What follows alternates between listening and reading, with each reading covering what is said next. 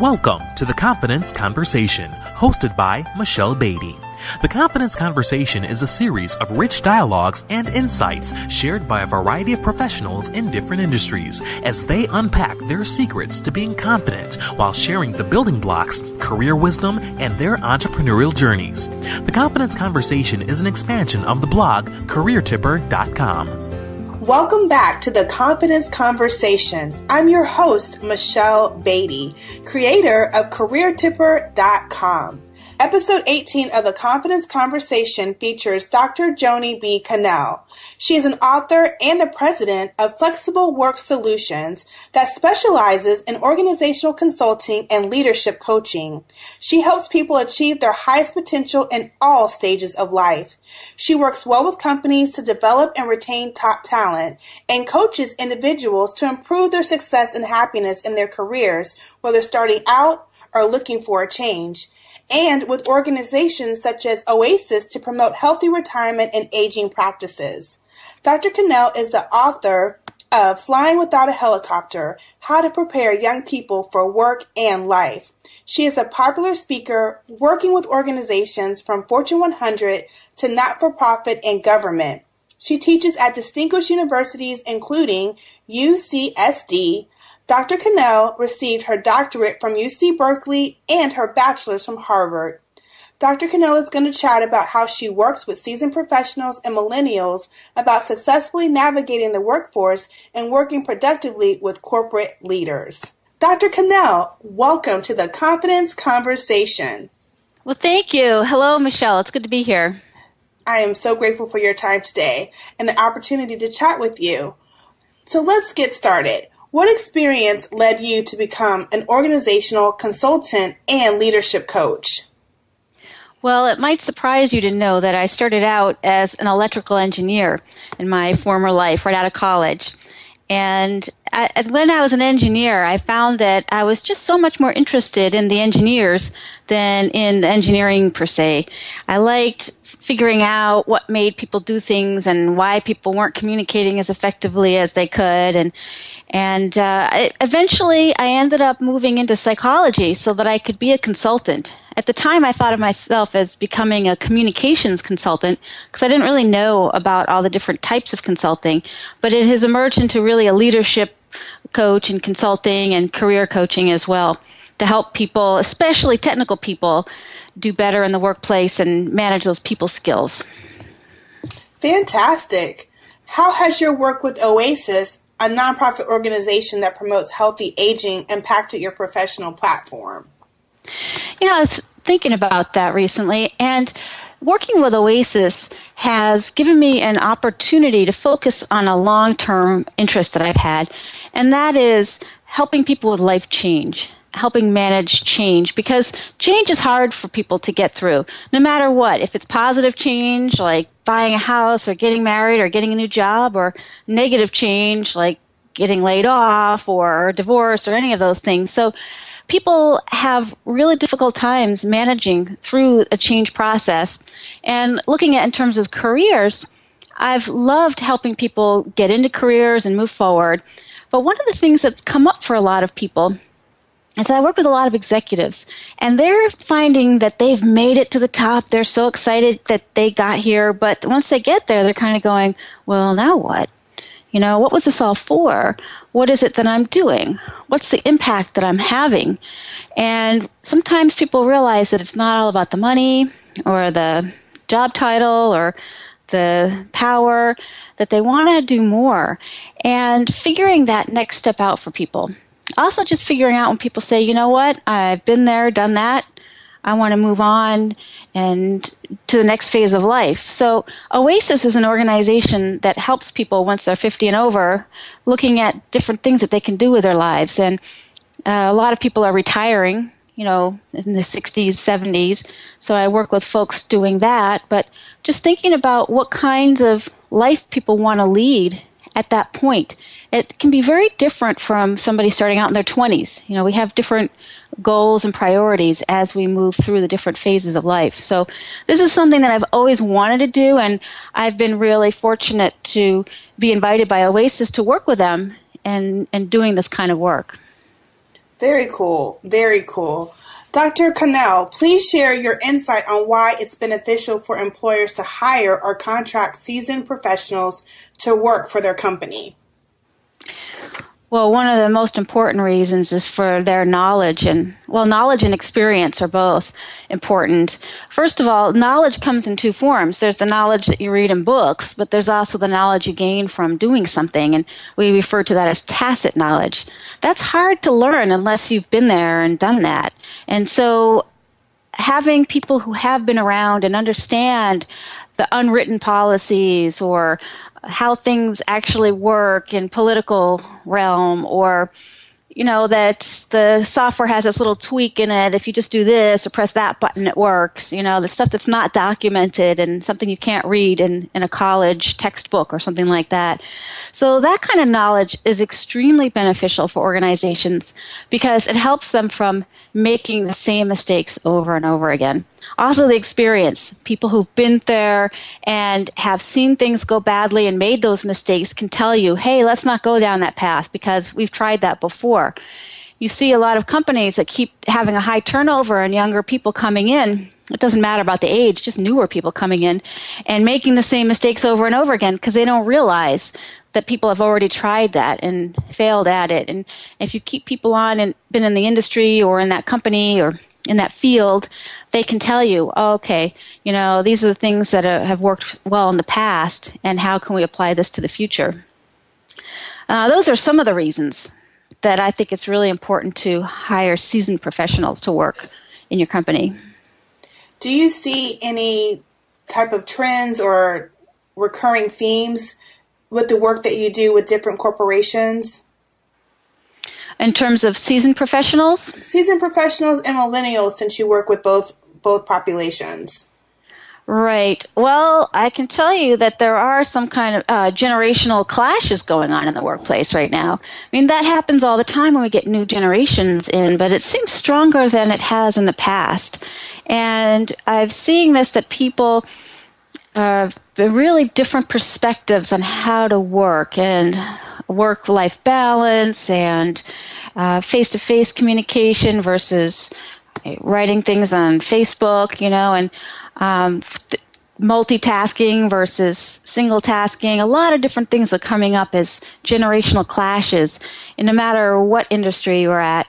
And one of the things that needs to be done, and some companies are doing this, is having these conversations to get the generations to understand each other better and understand where they're coming from to better work together, because there are advantages and disadvantages to each. And it's important to be able to leverage the best, right, and the advantages for the situation, and perhaps train people to do things differently if it's not working. I agree. I definitely understand where you're coming from, and I see it myself working with different clients and just in conversations with different professionals and networking, that generational piece with the different groups of people working together, it is something that needs to be addressed in the workplace. And I think it is slowly being addressed in different ways, but it's a definite, it could be a tsunami, for a lack of a better word. And a tsunami that people need to be aware is you need to address it before it takes you over. Yep. Yeah, because then people become antagonistic and it becomes a problem. And people do bad things in the workplace that sabotage the work instead of make it a productive place to be. Absolutely. So interesting. I just think that dynamic is just an interesting reality on so many levels that people can talk about. It's something that's always a great conversation starter because it's real. It's such a real aspect for everyone. Yeah. On a lighter note, I may have mentioned this to you before, Michelle, but the movie The Intern is a great way to bring this to light and how important it is for the generations to work together. They do a really nice way of dealing with it, sort of charming and comedy at the same time. Fantastic suggestion. On the lighter side, yeah. Hey, humor can bring about change all by itself. So I think that's a fantastic suggestion. What are a few career tips that you encourage professionals to keep in mind when addressing challenges that they encounter in the workplace? Well, I would say that I actually was at a meeting this week at an awards ceremony. I was nominated for a Women of Influence Award, and there was a keynote speaker there. Her name is Bonnie Dumanis. She's the district attorney for the county of San Diego. Very accomplished woman. And she was the keynote, and we were all sitting there on the edges of our seats waiting for her to get up and inspire us all to be these influential women and all this. And she got up and she said that her career was a series of mistakes. And I thought, wow, that is so interesting. And I thought it was so bold of her to say as well. And she went on to explain how in her field, what she does is political, and she's had to run for office, and she's lost some, she's won some. I mean, obviously she's gotten to where she is. So she's had very many successes. But it was so inspirational to me to hear about her failures. And she said, that's where I've learned the most. All the times I've made mistakes or failed or not won the election and had these things happen or not gotten what I wanted to. But she said she also persevered to get to where she wanted to be whenever she was at a certain time in her career. She's been a judge and she ran for mayor. She's a district attorney now. I mean, great life. And so that's the kind of advice that I give people too, is thinking about being resilient and perseverant, because things aren't going to go the way you want them to. Life rarely does. You're going to run into challenges, and being able to be strong inside to get through the challenges and be resilient and stay positive to get through and learn from those challenges or the mistakes or the failures or whatever they are, and be stronger on the other end to come out ahead and be a more mature, seasoned person as a result, is what's going to get you to where you want to be. Well, thank you for sharing. Will our listeners learn more about your helpful career tips in your book, Flying Without a Helicopter, How to Prepare Young People for Work and Life? Yeah, that book is sort of the other end of the spectrum for less seasoned people, for the younger folks coming through, even kids, not necessarily people who have entered the workplace yet. But it's about the life skills, like the resilience, the life skills that we need to have to be successful at work. And I use a model called REAL Life, REAL, for resilient, empowered, authentic, and limber. Because to be successful in any career, at any age, frankly, you need to be resilient. You need to empower yourself to be able to take charge and do things for yourself and get things done. Authenticity helps you communicate and be true to yourself. And limber is about being flexible, because when things don't go your way, you need to be able to adjust and react to the situation as well as plan for it. So the book is written for young people to succeed at work, but the tips are for people of any age. Well, Dr. Connell, I'm sure that your clients and who you encounter throughout your works definitely feels the impact of what you're teaching them in a positive way. I hope so. That's really one of my goals in life, is to have a positive impact. So any little bit I can do, one person at a time, really helps me meet my goal. That's awesome. Dr. Connell, what's your personal practice for stress reduction? My personal practice for stress reduction tends to center around exercise. I find it a great way to get the stress out of my system. And well, I guess there are two aspects of it. One is doing the exercise itself helps reduce stress, but also being fit helps my body react to stress in a better way. So I would say that works in two ways, both to mitigate stress and to lessen it when it does occur. Another thing I do is just take walks on the beach. I'm lucky to live in San Diego, and the beach is one of my favorite places to be. The ocean grounds me sort of strangely, even though it's water. It grounds me. It makes me feel that, that there's a connection with nature, and is a good place to get a little perspective in life. I agree. What are a few takeaways that you consistently experience that confirms that you're on the right career path for yourself? it's taken me a while to get to this career path that I do feel is right. And I can tell you that one of the things that I feel is that I love my work. I'm excited about it. I like to do it. I mean, obviously, there are days when things aren't going as well or tedious tasks that I have to do. But in general, I love it. And so that's something that makes me feel, wow, I'm on the right track. The other part is the impact. As I said previously, having a positive impact on the world, on people, even if it's small, even on one person in one day, that makes me feel that it's the right place for me to be. Agreed. I completely understand where you're coming from. It's so important. Oh, good.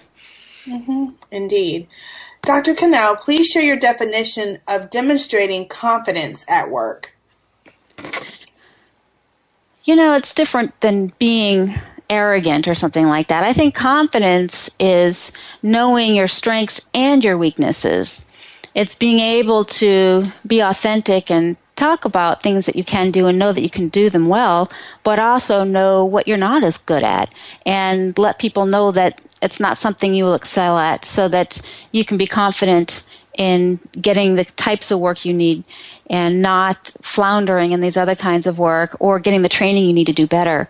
So people who I see are the most confident are the ones who, like Bonnie, share their failures and mistakes as well as their successes and know where they're good and what they can do and that they can do it and just keep plugging away until it gets done. The little engine that could. Yes, exactly. I love it. The little engine that could. Please share your perspective on how flexibility is a solution to execute in professional environments. Well, that's what Flexible Work Solutions is all about. Yes, in terms of flexibility, it makes it a more efficient workplace. It makes people more efficient. People are more loyal to the company because they feel that they're getting what they need from it and the company's supporting them. And they're more motivated. Now, typically, when people are coming in and having to work when they're not in the best place, like I just talked to a person last week who was telling me, she says, I'm much better, and I'm a night person. I'm at 10 o'clock, I'm rearing to go, at 10 o'clock at night. And early in the morning, I'm not as productive. And my company allows me to leave at 3, go home, do stuff I need to do, and get back on at 10 o'clock at night so that I can get the work done then when I'm really better motivated and in a place where I can work. So she manages her schedule that just suits her lifestyle. She also has dogs that she goes and takes for walks at different times. Other people have other needs, kids or elderly folks that they're taking care of. Or in San Diego, we have people who are real avid surfers. And it always makes people chuckle that surfing is such a priority for them. But let me tell you, when you meet a surfer, you'll see that it is something that they need. When the waves are good, they need to get out there on the water. And so a company that can let people have such a wonderful experience or take care of their babies or whatever it is and still let them come into work when they're in a productive moment or when it works for them just on their schedule is really going to get a lot more from their employees. And employees are going to want to work there and stay there because it's not everyone who offers such an environment like that. So I say efficiency, loyalty, and motivation, better productivity. What is your favorite place to work? Create and develop your strategies for professionals to experience career success and happiness. I would have to say Paris, France. I go there on writing sabbaticals. It's one of my favorite places in the world, and it inspires me, and it takes me away from my life a little bit to be able to really think. Sometimes when you're in the middle of things, that's when you lose perspective. You need to get out of that a little bit to gain perspective. And we're talking about creating and developing strategies. That's something that is really important to me, to be able to get out there in the workplace, out of the workplace, into a place where I can just think and put it down on paper. I know paper, maybe not paper anymore, but it is an expression. Really, it's the laptop that I put it down on, but that's where I do my best writing and creating. I love it. I love it. I love that you have an international destination as your choice to get away, to create your fabulousness that you share with others. Love it.